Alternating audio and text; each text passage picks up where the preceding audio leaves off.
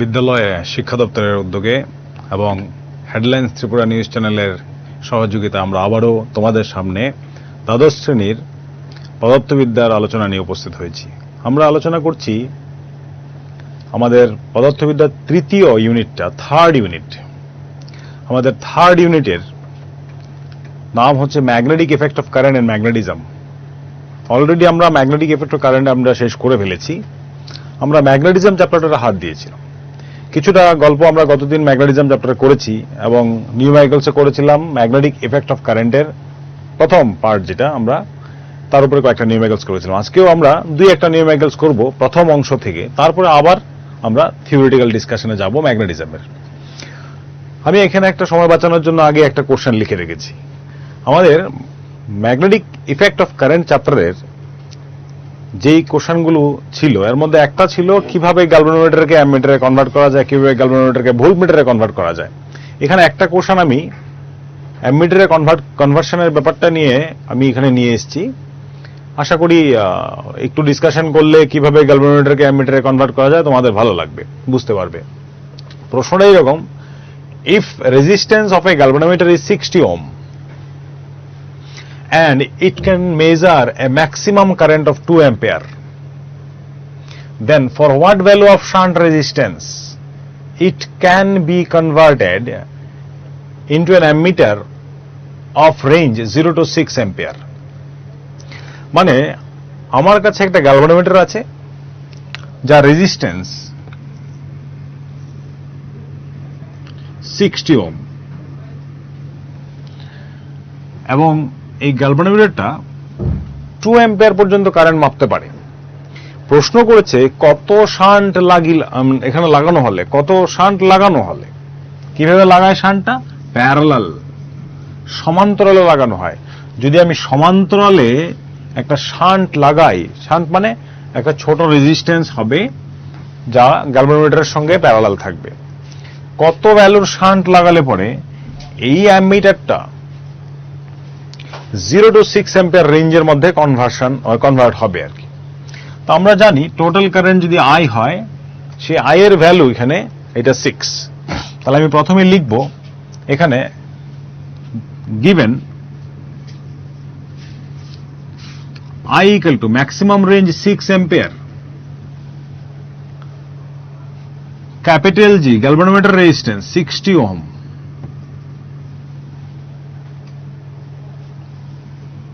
IG মানে হচ্ছে galvanometer current, যার জন্য গ্যালভানোমিটারটা ফুল স্কেল ডিফ্লেকশন দেখাবে, সেই গ্যালভানোমিটার কারেন্টের ভ্যালু দিয়ে দিয়েছে এটা 2 অ্যাম্পিয়ার। এখানে এত বড় হয় না জেনারেলি, তো আমরা অঙ্কের সুবিধার্থে একটু এখানে বড় নিয়েছি। এটা ভ্যালুটা আরো কম হয়।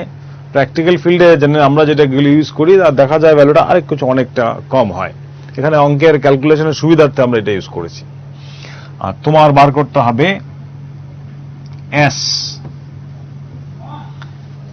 এস বার করতে হবে, মানে শান্ট রেজিস্ট্যান্সের ভ্যালু বার করতে হবে। এখানে এই জি আর এসটা কি করে আছে?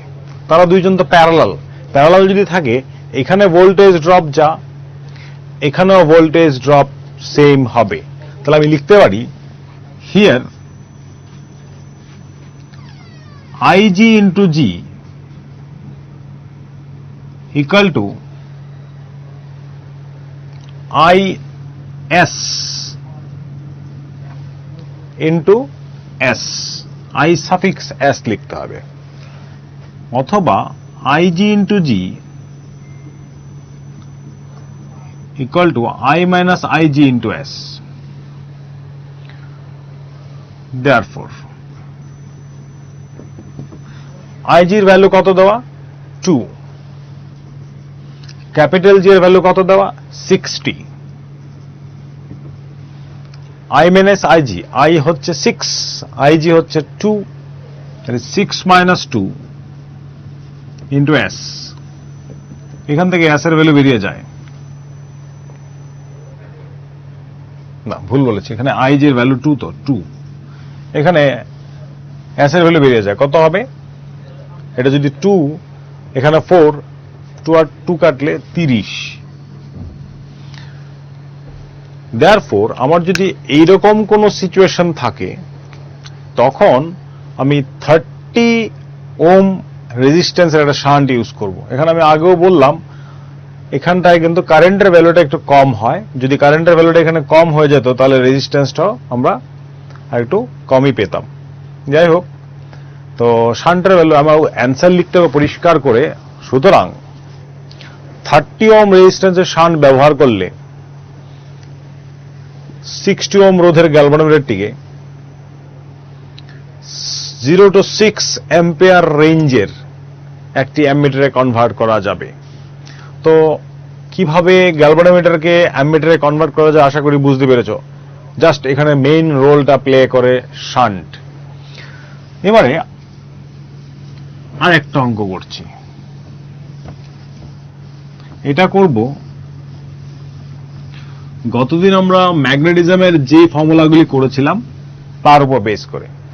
ম্যাগনেটিজমের গতদিন আমরা একটা ফর্মুলা করেছি যেটা ছিল capital M, magnetic dipole moment. একটা ম্যাগনেটিক ডাইপোল মোমেন্ট থাকে, সেই ডাইপোল মোমেন্ট হচ্ছে small M into dipole length.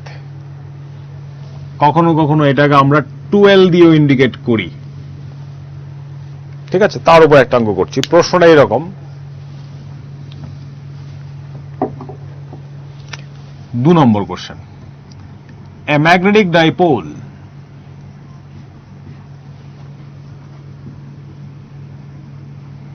of length 10 centimeter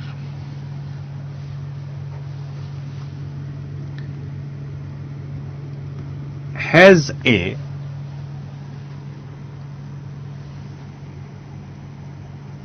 magnetic dipole moment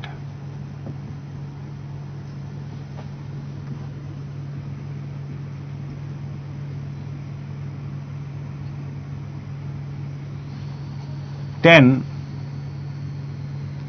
ampere meter square).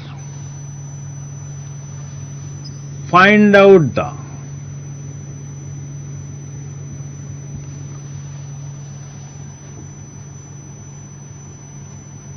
pole strength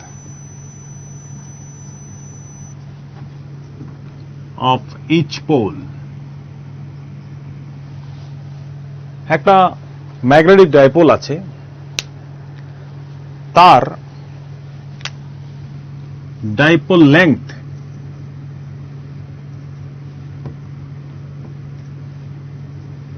এটা দেওয়া আছে 10 সেন্টিমিটার। ম্যাগনেটিক ডাইপোল মোমেন্ট দেওয়া আছে 10 অ্যাম্পিয়ার মিটার স্কয়ার। তোমাকে বলেছে পোল স্ট্রেংথ, এটা বার করতে বলেছে, পোল স্ট্রেংথটা বার করতে হবে। আমরা জানি we know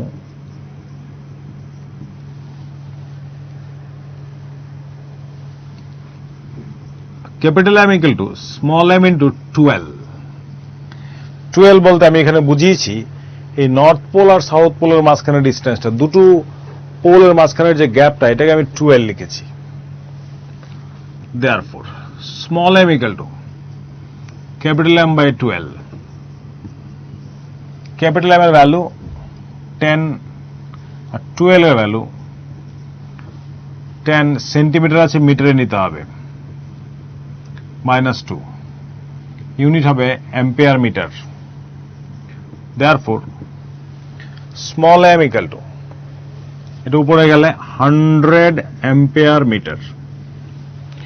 পরিষ্কার করে এখানে লেখা যায় যে প্রত্যেকটা পোলের স্ট্রেংথ 100 অ্যাম্পিয়ার মিটার যদি হয়, আর ডাইপোল লেংথ যদি 10 সেন্টিমিটার হয়, তাহলে ম্যাগনেটিক ডাইপোল মোমেন্টের ভ্যালু 10 অ্যাম্পিয়ার মিটার স্কয়ার হবে। খুব সিম্পল প্রবলেম, এগুলো অনেক সময় 2 মার্কস দিয়ে আসতে পারে। তো এখানে তুমি যদি মনে করো, তোমরা যদি ভাবো এখানে স্মল আর লিখবে, তাও লিখতে পারো। স্মল আর এর ভ্যালুটা হচ্ছে 10। এটা আমি গতদিন একটা ক্যালকুলেশন করেছিলাম, বুঝেছো কিনা জানি না, আজকে ক্যালকুলেশন করার সময় ব্যাপারটা বলবো কেন আমরা 12 ধরি আর কি মাঝে মধ্যে। 2 নম্বর প্রবলেমটা গেল। থার্ড আর একটা প্রবলেম লিখছি, সেটাও ম্যাগনেটিজমের উপরে। গতদিন আমাদের যা আলোচনা ছিল, যে আলোচনাটা করেছি তার সঙ্গে সঙ্গে যদি করে ফেলি তাহলে হয়তো তোমাদেরও ভালো লাগবে। থার্ড প্রবলেমটা হচ্ছে two magnetic polls,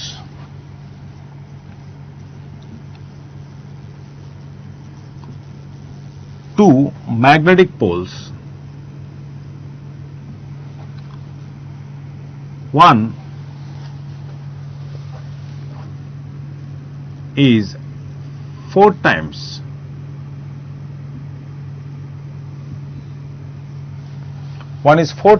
the other.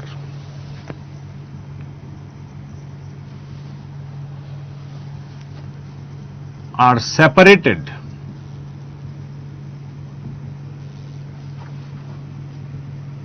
by a distance of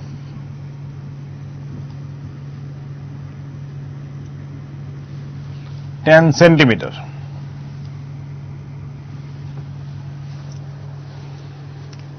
If they exert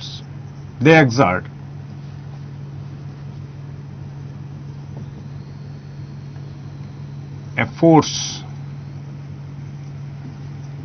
of 5 GF on each other, then find out the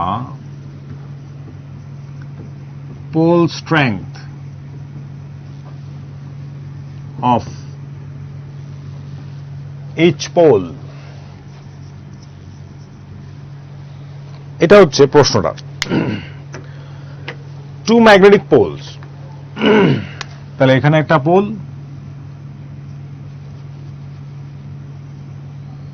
এখানে একটা pole. One is 4 times the other, একটা যদি স্মল এম হয় আরেকটা হবে 4m পোল স্ট্রেংথ, আর separated by distance of 10 centimetre, তাদের মাঝখানে ডিস্টেন্স হচ্ছে 10 সেন্টিমিটার।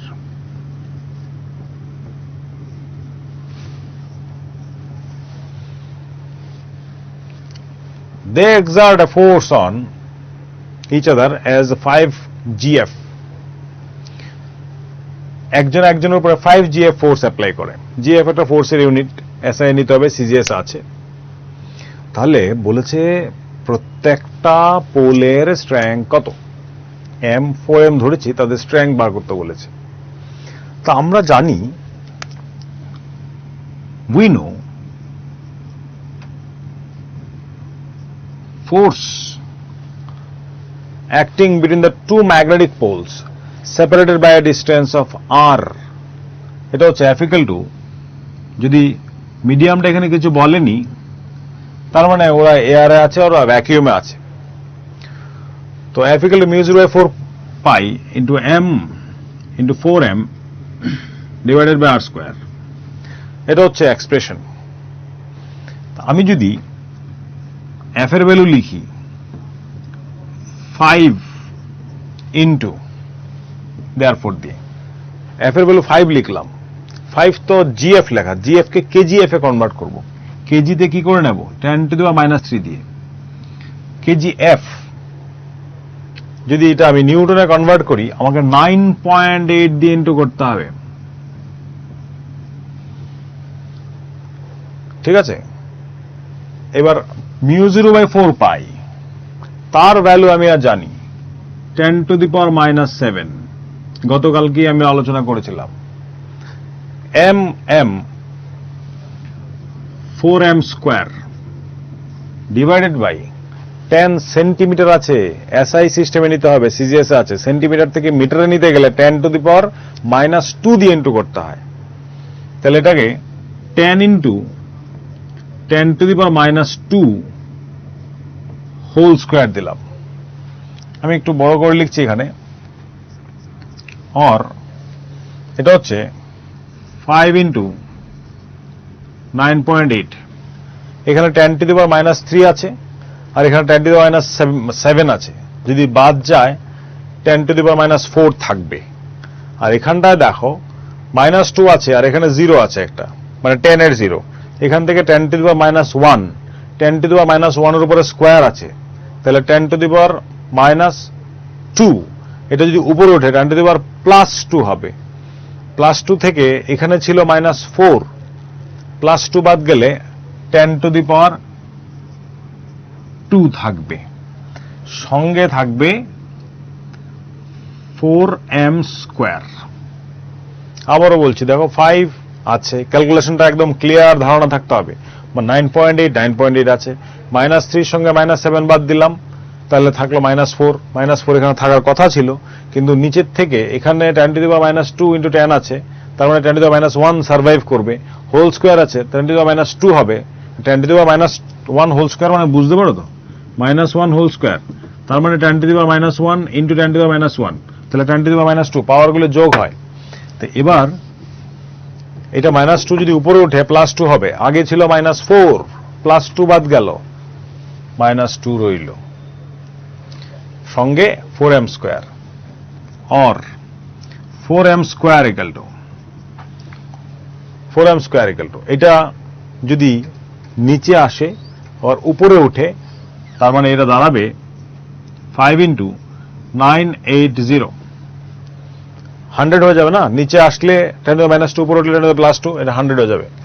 তাহলে এবার m স্কোয়ার ইকুয়াল টু, এটা 5, তাহলে এখানে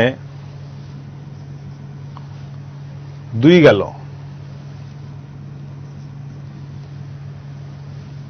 এই দাঁড়ালো। এটা যদি দাঁড়ায়, এখানে দেখো m square equal to 5 into, এখান থেকে একটা 5 পাওয়া যাবে, এখানে 4, 9। তাহলে এবার ক্যালকুলেশনে দেখো, এখানে দুটো 5 আছে আর এখানে দুটো 7 আছে, m স্কোয়ার আছে বাঁ দিকে, তাহলে আমি যদি তার পরের লাইনে m লিখি, তাহলে এটা দাঁড়াবে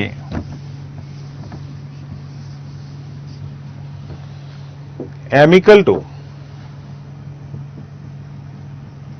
দেখো এই দুটো 5 থেকে একটা 5 আর 49 থেকে একটা 7, 5 ইন্টু 7, তার মানে 35। তাহলে আমার একটা পোল, ম্যাগনেটিক পোলের স্ট্রেংথ হয়ে গেল 35, তার ইউনিট থাকবে, therefore the strength of the magnetic poles are, একটা হচ্ছে 35 অ্যাম্পিয়ার মিটার, আরেকটা হবে 4 দিয়ে ইন্টু করবে 140 অ্যাম্পিয়ার মিটার। তো খেয়াল রাখতে হবে পোল স্ট্রেংথের ইউনিট হচ্ছে অ্যাম্পিয়ার মিটার। তাহলে একটা হচ্ছে 35 আর এটা তার 4 টাইমস। ক্লিয়ার? তাহলে আমরা শিখলাম, যদি দুটো ম্যাগনেটিক পোলস একটা পার্টিকুলার ডিস্টেন্সে সেপারেটেড থাকে, ওদের মাঝখানে যদি ফোর্স দেওয়া থাকে, তুমি কিন্তু প্রত্যেকটা পোলের স্ট্রেংথ বার করতে পারো। এখানে ফোর্স দেওয়া থাকলে ফোর্সটা যে ইউনিটে থাক না কেন, তোমাকে এটাকে এসআই কনভার্ট করতে হবে, কারণ অন্য ভ্যালুগুলি যেগুলি দেওয়া আছে এসআই কমফোর্টেবল। তাহলে আমার 3 নম্বর প্রবলেমটা আশা করি বুঝাতে পেরেছি তোমাদের। এবার 4 নম্বর আরেকটা প্রবলেম করছি, এটাও related to our magnetism chapter, what we have done in the last day. যে টপিকগুলো আমরা গতদিন করেছি তার মধ্য থেকেই প্রশ্নটা হচ্ছে, a steel wire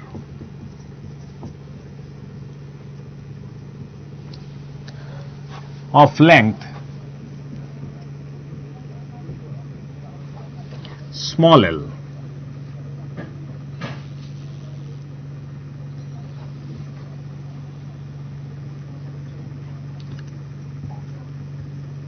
has been magnetized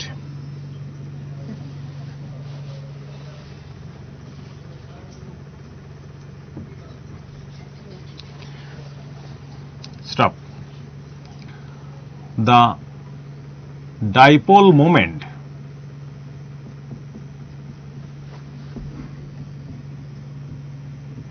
of this magnet is capital M. If it is bent into a semicircular arc, then what will be the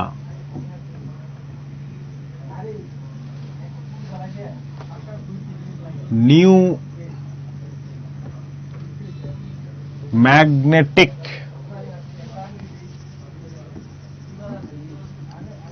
moment of it? গল্পটা এরকম, আমার কাছে একটা রড স্টিল ওয়্যার আছে, still ওয়্যারটাকে ম্যাগনেটাইজ করা হয়েছে। Still ওয়্যারটার length হচ্ছে এল।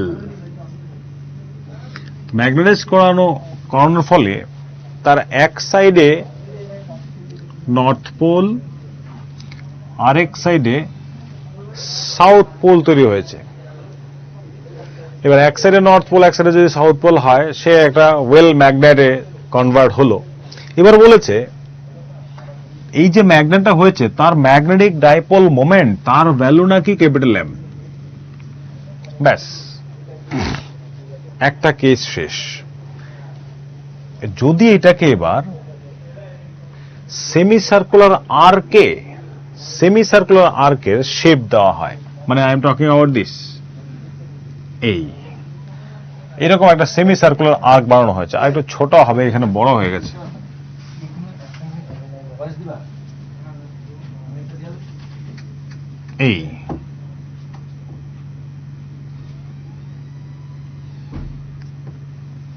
এরকম সেমি সার্কুলার আর্কে কনভার্ট করা হয়েছে।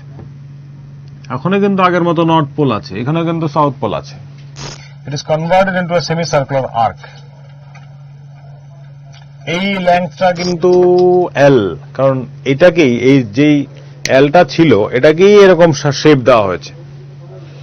এখন বলেছে তাহলে এই নর্থ পোল সাউথ পোল কিন্তু আগে ওদের মাঝখানে ডিস্টেন্সটা এল করেছিল, এখন কিন্তু ওদের মাঝখানে ডিস্টেন্সটা এল নেই। তার মানে আগের মতো তার ম্যাগনেটিক ডাইপোল মোমেন্ট হওয়ার কথা না, কারণ magnetic dipole moment capital M equal to pole strength into dipole length. Dipole length এখন আর সেম নেই আগের মতো। দেখি তাহলে ইন ফার্স্ট কেস,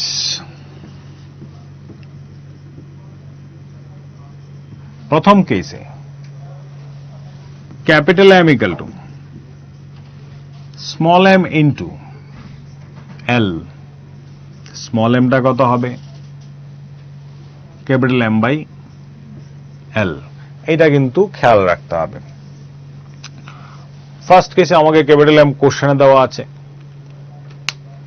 স্মল এল দেওয়া আছে, তো আমি পোল স্ট্রেংথ পেয়ে গেলাম small capital M by small M. থাক, এটা leave it. In second case,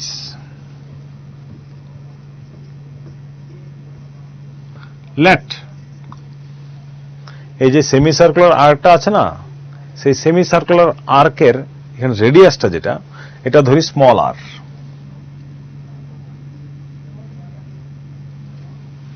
late the radius of the semicircular arc is smaller. Therefore, আমি লিখতে পারি এখানে এই সবটা স্মল এল, যে এই স্মল এলটা অ্যাকচুয়ালি কার সমান? তাহলে সেমি সার্কুলার আর্কের এখানে সার্কামফারেন্সটা কত আছে? স্মল এল। আর স্মল এর রেসপেক্টে লিখলে আমি লিখব পাই আর, 2 পাই আর বাই 2, মানে পাই আর হবে। সে পাই আর ইকুয়াল টু লেখা যায় এখানে এল। Therefore, small r equal to L by pi. এটা থাক, আমার টার্গেট কিন্তু স্মল আর বার করা নয়, এই যে নতুন শেপের ম্যাগনেটটা হয়েছে সেমি সার্কুলার আর্ক যার শেপ, তার ডাইপোল মোমেন্ট বার করা। দেয়ারফর নিউ ডাইপোল মোমেন্ট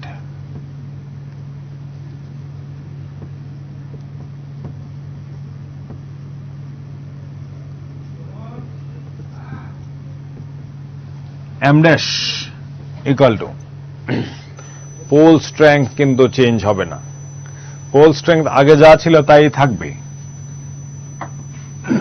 কিন্তু এই দুটো পোলের মাঝখানের লেংথটা কিন্তু আগের মতো আর স্মল এল নেই, এটা 2r হয়ে গেছে। এবার এখানে স্মল এম এর ভ্যালু কিন্তু আমি জানি, ক্যাপিটাল এম বাই এল আমি বসাবো এখানে, তাহলে এখানে স্মল এম এর ভ্যালু আমি বসাবো capital M dash equal two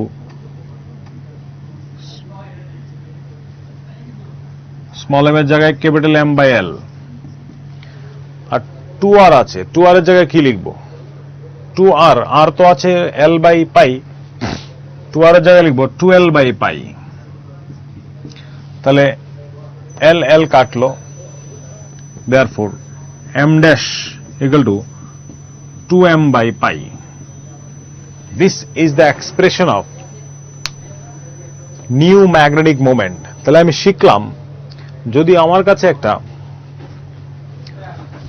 কোনো একটা পার্টিকুলার লেংথের ম্যাগনেট থাকে যার শেপকে চেঞ্জ করিয়ে আমি অন্য কোনো শেপ দিই, আমার খেয়াল করতে হবে ওই নতুন শেপের বেলায় পোলগুলির মধ্যে ডিস্টেন্স কত, যে পোলগুলির মধ্যে ডিস্টেন্সটা এটা যদি পেয়ে যায়, আর আগের থেকে যদি আমি স্মল এমটা পোল স্ট্রেংথটা এটা যদি চেঞ্জ হয় না, এটা যদি বার করতে পারি, দেন কিন্তু আমি কিন্তু খুব ইজিলি নতুন ম্যাগনেটিক মোমেন্ট বার করতে পারি। Very important problem, capital M dash equal to 2m by pi, চেহারাটা মনে রাখতে হবে। এটা অনেক সময় আমাদের নিউমেরিক্যালস দিতে পারে, যে ক্যাপিটাল এম এর ভ্যালু এই দিয়ে দিল, length small L equal to অত দিয়ে দিল, দিয়ে হয়তো মানে পার্টিকুলার ডিজিট দিয়ে অঙ্কটা দিতে পারে, আমরা ডিজিট ছাড়া করেছি আর কি জেনারেল কেসগুলোতে।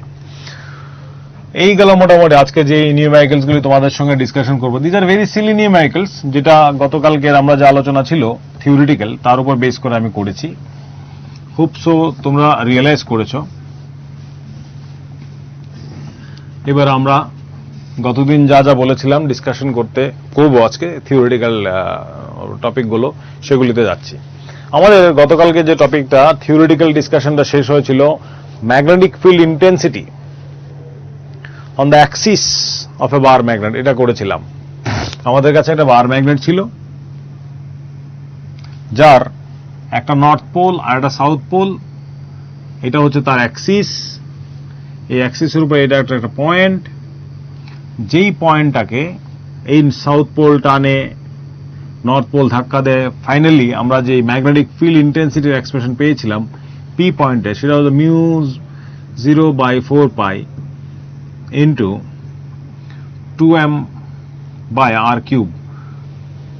যদি ডাইপোলটা ছোট হয়, স্মল ডাইপোলের জন্য এটা আমরা এক্সপ্রেশন পেয়েছিলাম। আজকে আমরা করব তার পরের পার্টটা। এটা পর্যন্ত আমাদের গল্প শেষ।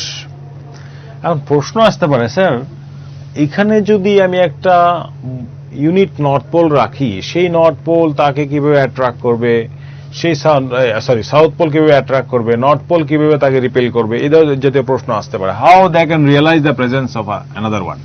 একটা ম্যাগনেটিক ডাইপোলের বেলায় বা ম্যাগনেটিক পোলের বেলায় ভাবো, এখানে একটা পোল আছে, তার আশেপাশে আরেকটা পোল আছে, অন্ধকার ঘর। পোলগুলি কিভাবে আরেকজনের প্রেজেন্স বুঝতে পারে? এটা কিন্তু খুব একটা ইন্টারেস্টিং ব্যাপার, যে আমি কোথাও এখানে একটা ম্যাগনেট রাখলাম আর একটা ম্যাগনেট রাখলাম, একটা সময় একটা কন্ট্যাক্টে আসেনি, তাদের তো আমি যতটুকু আমরা আমাদের মতো ওদের ফিলিংসও নেই, লাইফও নেই, ওদের নন লিভিং এলিমেন্ট। তাহলে তাদের বেলায় how they can realise the presence of each other, কিভাবে ওরা একজনের প্রেজেন্সটা বুঝে? তারা মাইকেল ফ্যারাডে নামে একজন সায়েন্টিস্ট, ব্রিটিশ সায়েন্টিস্ট ছিলেন, উনি প্রথম একটা কনসেপ্ট দিয়েছিলেন যে এই একটা পোল থেকে কতগুলি lines of force, magnetic induction line যেগুলি বলে বা ম্যাগনেটিক ফিল্ড লাইন্স, এই লাইন্সগুলো আরেকটা পোলকে তার সঙ্গে অ্যাটাচ করে। থ্রু দ্য লাইন্স এই দুটো পোলের মধ্যে কমিউনিকেশন হয়। এইভাবে একটা পোল আরেকটা পোলকে হয়তো টানে বা ধাক্কা দেয়। তাহলে যদি আমার কাছে এরকম একটা ধরো ম্যাগনেট থাকে, যার নর্থ পোল আছে, সাউথ পোল আছে, এই পোলগুলির মধ্যে কতগুলি lines of magnetic lines of force বা ইন্ডাকশন লাইনও বলে, এগুলো কিন্তু বেরিয়ে ওদের এখান থেকে আর এখানে ওদের মধ্যে কমিউনিকেশন হয়। ওরা এই পোলসগুলি ওই লাইন্সগুলি দ্বারা কমিউনিকেট করে একজন একজনের সঙ্গে। সেই লাইন্সগুলোকে বলে ম্যাগনেটিক ফিল্ড লাইন্স বা ম্যাগনেটিক লাইন্স অফ ফোর্স। কাকে বলে? বলেছে আমি একটা ম্যাগনেটের, যদি কোথাও একটা ম্যাগনেট থাকে, তার কাছে যদি আমি একটা unit north pole, very small স্ট্রেংথের একটা নর্থ পোল যদি আমি রাখি, সে এই নর্থ পোলটা আর কি যে পাথ বরাবর মুভ করে, ওই পাথটাকে বলে magnetic lines of force, magnetic lines of force বা ম্যাগনেটিক ইন্ডাকশন লাইন, এই পাথটাকে বলে। যদি আমি ছোট যে ম্যাগনেটের কথা বললাম, একটা স্মল একটা ইউনিট নর্থ পোলকে এখানে রাখলে পরে সে এরকম ভাবে ডেফিনেটলি নর্থ পোল রাখলে সেই নর্থ পোলটাকে ধাক্কা দেবে, সেইভাবে যাবে। If you connect all the dots you will get another line. যদি নর্থ পোলটাকে, ইউনিট নর্থ পোল এখানে রাখি, এখানে রাখলে এইদিকে দেখা যাবে এইদিকে এরকম যাওয়ার চেষ্টা করে। যদি এখানে একটা সাউথ থাকে তখন এদিকে যাওয়ার চেষ্টা করবে, আদারওয়াইজ অন্যভাবে যাবে। তো আমি যদি এখানে রাখি, দেখা যায় এইরকম ভাবে এই পাতে যায়। আমি যদি কানেক্ট করি, অল দা ডট যদি কানেক্ট করি, এরকম ভাবে কতগুলো লাইন্স পাওয়া যায়। এই লাইন্সগুলিকে বলে ম্যাগনেটিক লাইন্স অফ ফোর্সেস। এখন এই লাইনগুলোর চেহারা কেমন? What are the properties of them? 1 number property, আমি 3টে প্রপার্টি বলবো, ইম্পর্টেন্ট 3টে প্রপার্টি মোটামুটি লিখলে হয় পরীক্ষা হলে। 1 নম্বর প্রপার্টি হচ্ছে ম্যাগনেটিক লাইন্স অফ ফোর্স গুলো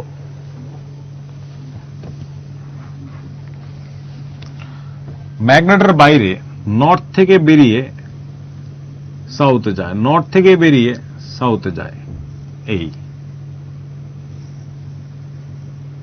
এরকম যাবে।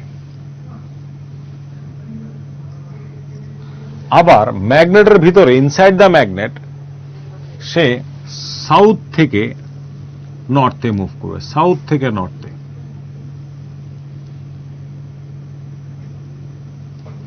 এইরকম। তার মানে একটা জিনিস বুঝলাম, ইলেকট্রিক লাইন্স অফ ফোর্সের সঙ্গে ম্যাগনেটিক লাইন্স অফ ফোর্সের এখানে একটা সাংঘাতিক পার্থক্য আছে। ডিফারেন্সটা কি? ইলেকট্রিক লাইন্স অফ ফোর্সের বেলা এক পোল থেকে আরেক পোলে গিয়ে শেষ হয়ে যায়, এই পোল থেকে ওই পোলে গিয়ে শেষ হয়ে যায়। কিন্তু ম্যাগনেটিক লাইন্স অফ ফোর্সের বেলায় নর্থ পোল থেকে শুরু হয়, সাউথে গিয়ে শেষ হয় ঠিকই, আউটসাইড দ্য ম্যাগনেটে হয়, কিন্তু ইনসাইড দ্য ম্যাগনেটে সাউথ থেকে নর্থে যায়। তার মানে ইলেকট্রিক লাইন্স অফ ফোর্সেস গুলো discrete, magnetic lines of forces গুলো কন্টিনিউয়াস, তারা বদ্ধ, এরকম ক্লোজ। এগুলো ক্লোজ, ভাঙা না, মাঝখানে কোনো নিরবিচ্ছিন্ন আর কি, বিচ্ছিন্ন না। 2 নম্বর প্রপার্টি, 1 নম্বর গেল। ম্যাগনেটিক লাইন্স অফ ফোর্স গুলো একজন একজনকে রিপেল করে, দেখতে পারে না, যেটা ইলেকট্রিক লাইন্স অফ ফোর্সের বেলা ছিল। ম্যাগনেটিক লাইন্স অফ ফোর্স গুলো একজন একজনকে রিপেল করে। Third, at any point of the magnetic lines of force, at any point on the curved lines, if we draw the tangent, that tangent will give the direction of magnetic field at that point.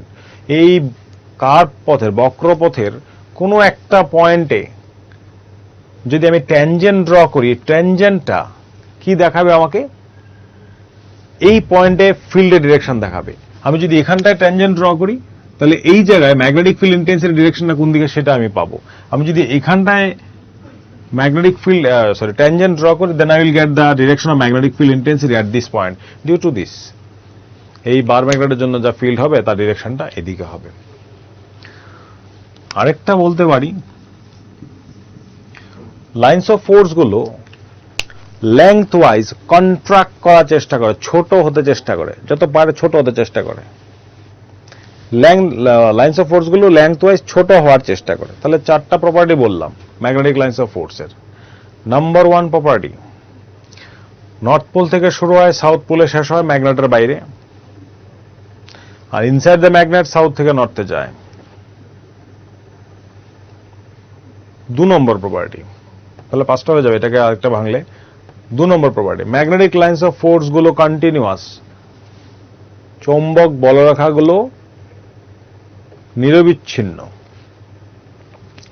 3 নম্বর, magnetic lines of force গুলো এই যে curve path আমরা পাই তার উপরে যে কোনো পয়েন্টে ম্যাগনেটিক ট্যানজেন্ট ড্র করলে সেই ট্যানজেন্টটা ওই পয়েন্টে ম্যাগনেটিক ফিল্ড ইন্টেন্সিটি ডিরেকশন দেখায়। তাহলে চৌম্বক বলরেখার যে কোনো বিন্দুতে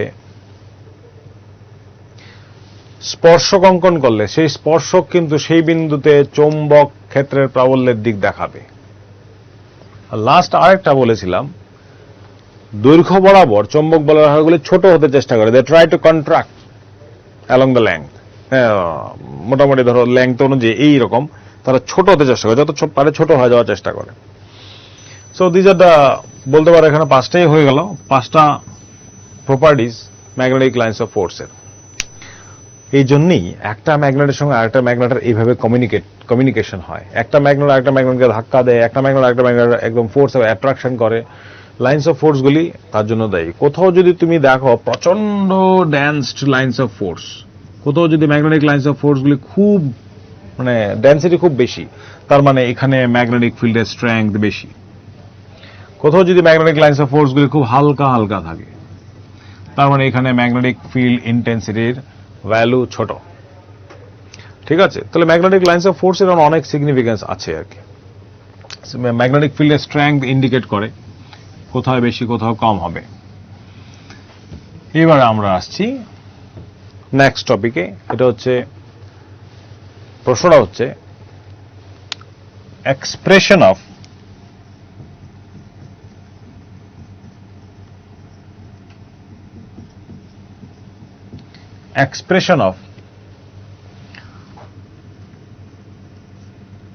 magnetic field intensity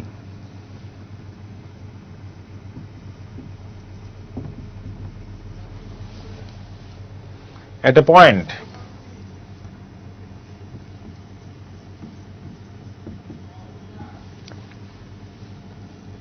on the perpendicular, at a point on the perpendicular bisector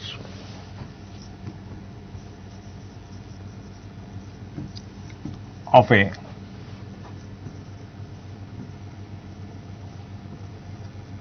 bar magnet। আমার কাছে একটা বার ম্যাগনেট আছে, অনেকটা ধরো এরকম ভাবতে পারো। এই বার ম্যাগনেটের একটা নর্থ পোল আর একটা south pole, north pole south pole, এটা হচ্ছে তার অ্যাক্সিস, এটা হচ্ছে তার অ্যাক্সিস, আর এটা হচ্ছে এটা পারপেন্ডিকুলার বাইসেক্টর। এই যে পারপেন্ডিকুলার বাইসেক্টর তার উপরে কোনো পয়েন্টে, এখানে হতে পারে, এখানে হতে পারে, এখানে হতে পারে, এখানে হতে পারে, এখানে হতে পারে, যে কোনো পয়েন্টে, নিচেও হতে পারে, এটা পারপেন্ডিকুলার বাইসেক্টর। তার উপরে যে কোনো পয়েন্টে তোমাকে বলা হয়েছে ম্যাগনেটিক ফিল্ড ইন্টেন্সিটি এক্সপ্রেশন বার করো। ঠিক আছে, প্রশ্নটা হচ্ছে এইটা কি করে করব। বোর্ডটা ছোট, একটু আমি মুছে ফেলি কোশ্চেনটা, তাহলে ছবিটা আঁকতে একটু ছোট করে ছবি আঁকতে হবে, ক্যামেরায় বুঝতে পারবে না। প্রথমেই আমাকে এরকম ভাবে একটা বার ম্যাগনেট রাখতে হবে, যার একটা এদিকে নর্থ পোল আর একটা থাকবে এদিকে সাউথ পোল। এটা হচ্ছে পারপেন্ডিকুলার বাইসেক্টর, তার মিডল পয়েন্টটা ও রাখলাম। ধরো এখানের কোনো পয়েন্টে আমি ম্যাগনেটিক ফিল্ড ইন্টেন্সিটি বার করব, এখানের কোনো পয়েন্টে, তাহলে এই পয়েন্টে আমি মনে মনে একটা হাইপোথেটিক্যাল বা ইমাজিনারি নর্থ পোল রাখবো, ছোট north pole, unit north pole রাখলাম। এই নর্থ পোল সেই নর্থ পোলকে কি করবে? ধাক্কা দেবে, ধাক্কা দেবে, নর্থকে ধাক্কাই তো দেবে। আর এই সাউথ পোল এই নর্থকে কি করবে? এই যে ইউনিট নর্থ পোল রেখেছি, অ্যাট্রাক্ট করবে। তাহলে এটা একটা ফোর্সের ডিরেকশন, এটা একটা ফোর্সের ডিরেকশন, তার প্যারালাল করে এরকম ভাবে আমি টানলাম, আর তার প্যারালাল করে এরকম ভাবে আমি টানলাম। এইবার ডায়াগোনালটা পেলাম এটা। এই ডায়াগোনালটা কিন্তু রেজাল্টেন্ট ফিল্ড ইন্টেন্সিটি ডিরেকশন দেখাবে কোন পয়েন্টে, কার জন্য? বার ম্যাগনেটের জন্য। তাহলে এই ডিস্টেন্সটা আমাকে ধরে নিতে হবে স্মল আর। টোটাল লেংথটা আমি 12 ধরেছি, কারণ আশা করি বুঝতে পারছো এখান থেকে এখানে লেংথটাকে ধরবো, এই লেংথটাকে ধরবো এল, আর এই লেংথটাকে ধরবো আবার আরেকটা এল, তাহলে টোটালটা হবে 12। এটা যদি এল হয় আর এটা যদি আর হয়, তাহলে এই জায়গাটা একদম পরিষ্কার বোঝা যায় কি হবে। এটা হবে আর স্কোয়ার প্লাস এল স্কোয়ার। ব্যাস, এবার ভাষাটা কি লিখবো? ফিজিক্স পড়ছি, ল্যাঙ্গুয়েজ তোমাকে লিখতেই হবে, কারণ ল্যাঙ্গুয়েজ যদি আমি না লিখি, ক্যালকুলেশন শুরু করলাম, কোথায় কেন কি হলো কিচ্ছু বোঝা গেল না। প্রথম লিখতে হবে, consider NS is a bar magnet. The length of the magnet is 12. O is the midpoint on the bar magnet.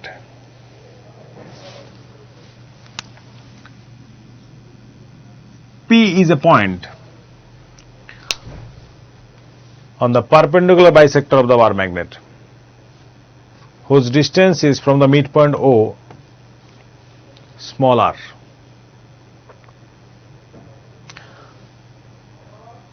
Therefore, the magnetic field at point P due to the north pole, magnetic field at point P due to the north pole, Bn equal to, Bn vector দিলাম, μ0/4π into লিখবো এই পোলের strength যদি আমি ধরি small m, এই পোলের strength যদি ধরি স্মল m ডিভাইডেড বাই এই ডিস্টেন্সটা, দ্যাট ইজ লেখা তো উচিত NP হোল স্কোয়ার, সঙ্গে এই ডিরেকশনটা থাকবে, এটাকে দিলাম CDE, এই পয়েন্টটাকে সি ভাবলাম, আমি লিখবো সঙ্গে PC cap. Therefore, Bn vector equal to μ0/4π, এটা কনস্ট্যান্ট, সিস্টেমটা এয়ার এ আছে বা ভ্যাকুয়ামে আছে ধরে নিয়েছি, তাহলে small m divided by NP হচ্ছে root over r square plus L square whole square, তো এখানে হোল স্কোয়ার আছে, তো হোল স্কোয়ার থাকলে স্কোয়ার আর রুট আছে, এখানে স্কোয়ার আর রুটে কাটা যাবে, এটা থাকবে r square plus L square সঙ্গে PC cap. Similarly, magnetic field intensity at P due to the south pole, BS vector equal to μ0/4π m divided by, সে একই, ওই লেংথটা তো সেম, একই চেহারা আসবে, কিন্তু এটা আসবে PE ক্যাপ এ বরাবর। দেখো দুটো ফোর্সের দুটো এখানে যে ফিল্ড ইন্টেন্সিটি ডিরেকশন দুটোর ভ্যালু কিন্তু সমান। ওর জন্য এখানে ফিল্ড আর ওর জন্য এখানে ফিল্ডের ভ্যালু সমান। তাহলে এই অ্যাঙ্গেলটা যদি থিটা হয়, এই অ্যাঙ্গেলটা থিটাই হবে, তাহলে এই সবটা অ্যাঙ্গেল হবে 2 থিটা। দেয়ারফর আমি লিখব therefore from the parallelogram PCDE the field along PC and PE are of same value. Therefore, resultant field will be along the diagonal PD as B. Therefore, B equal to root of R. আমি শিখেছি parallelogram law of vector থেকে, class 11 এ ছিল আমাদের। এটা যদি একটা vector হয়, এটা যদি আরেকটা ভেক্টর হয়, দুটো ভেক্টরের রেজাল্টেন্ট ঠিক ডায়াগোনাল বরাবর হবে। সেই ডায়াগোনাল বরাবর যদি হয়, আমি কি করে বার করব? Root over mod bn square plus mod bs square plus 2 into mod bn vector plus bs vector সঙ্গে দাঁড়াবে cos এই bn ভেক্টর আর bs ভেক্টর, bnটা তো এই দিকটায় bn আর bsটা এই দিকে, ওদের মাঝখানের অ্যাঙ্গেল হচ্ছে 2 থিটা। তাহলে আমাকে এখানে লিখতে হবে 2 থিটা। bn আর bs এর ভ্যালু সমান, তাহলে b equal to root over 2b n square লিখে ফেললাম প্লাস 2 bn স্কয়ার লিখলাম, সঙ্গে থাকবে cos 2 থিটা, cos 2 থিটা। এবার কমন যাবে,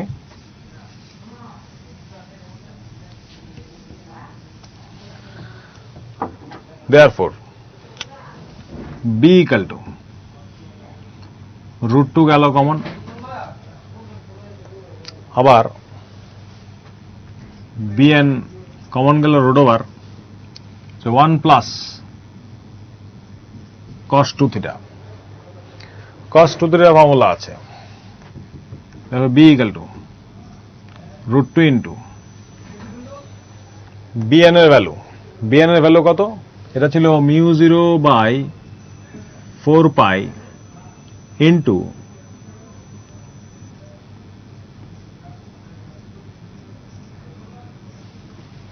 ব্যাস। আর cos থিটার value cos 1 plus cos 2 theta, cos থিটার ভ্যালু হবে 2 cos স্কয়ার থিটা, কিন্তু আবার রুট থাকবে, এটা তো রুট ওভার আছে। তাহলে এখান থেকে আমি কি পাবো দেখো, therefore b equal to এখানে রুট 2 আছে, এখানে একটা স্মল m আছে, আর এখানে রুট 2 আর root 2 small m divided by r square plus l square cos square theta, এখানে cos থিটা আসবে।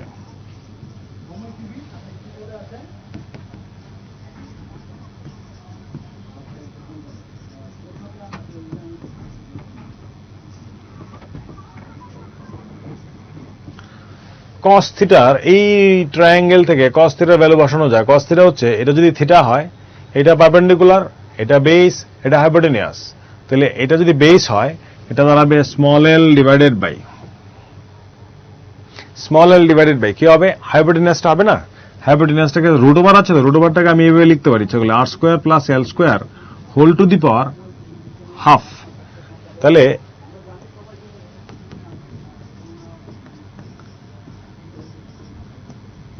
এই 2ml মানে m ইন্টু 2l, অলরেডি আমরা শিখে ফেলেছি m ইন্টু 2l এর ভ্যালু কত?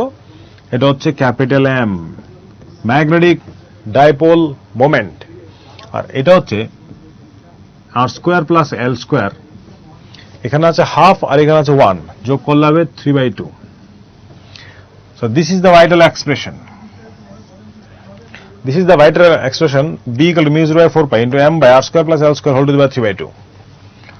যদি এমন হয় কেস, যদি এমন হয় যে এই পি পয়েন্টটা অনেক অনেক উপরে আছে, তার মানে স্মল আর এর ভ্যালুটা অনেক অনেক বড়, সেই কেসে আমি কি করব?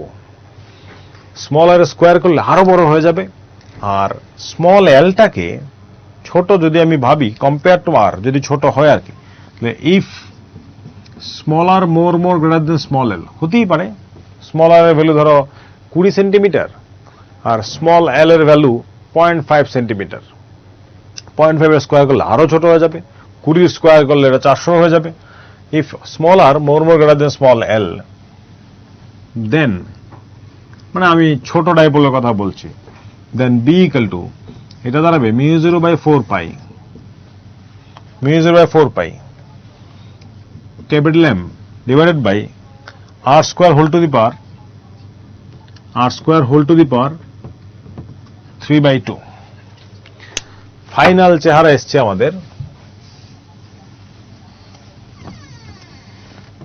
ফাইনাল চেহারা এসছে therefore b equal to mu 0 by 4 pi m divided by r cube। তাহলে গতকালকে আমরা যে এক্সপ্রেশনটা পড়েছিলাম, একটা বার ম্যাগনেটের অ্যাক্সিসের উপরে কোনো পয়েন্টে ম্যাগনেটিক ফিল্ড ইন্টেন্সিটি বার করেছিলাম, সেই এক্সপ্রেশনটা ছিল মিউ 0 বাই 4 পাই, যদি শর্ট ম্যাগনেট হয় তাহলে mu 0 by 4 pi 2m by r cube ছিল, আর আজকে এসছে mu 0 by 4 pi m by r cube. তার মানে পারপেন্ডিকুলার বাইসেক্টর উপরে কোনো পয়েন্টে ম্যাগনেটিক ফিল্ড ইন্টেন্সিটির এক্সপ্রেশনে 2 নেই, অর্ধেক। তাহলে ওইখানে ছিল ডাবল, এখানে অর্ধেক হয়েছে। এখানে একটা প্রশ্ন আসতে পারে, এই প্রশ্নটা যেটা আমি দিয়েছি তার সঙ্গে এটা জুড়ে দেয়। প্রশ্নটা এরকম, এই যে ফিল্ড ইন্টেন্সিটি পেয়েছি কার জন্য? বার ম্যাগনেটের জন্য। এই ফিল্ড ইন্টেন্সিটি ডিরেকশন কোন দিকে? আমি বলবো এইদিকে, ডায়াগোনাল বরাবর, প্যারাবোলোগ্রামের ডায়াগোনাল বরাবর। আচ্ছা, তাহলে ডায়াগোনাল বরাবর এইদিকে হলো।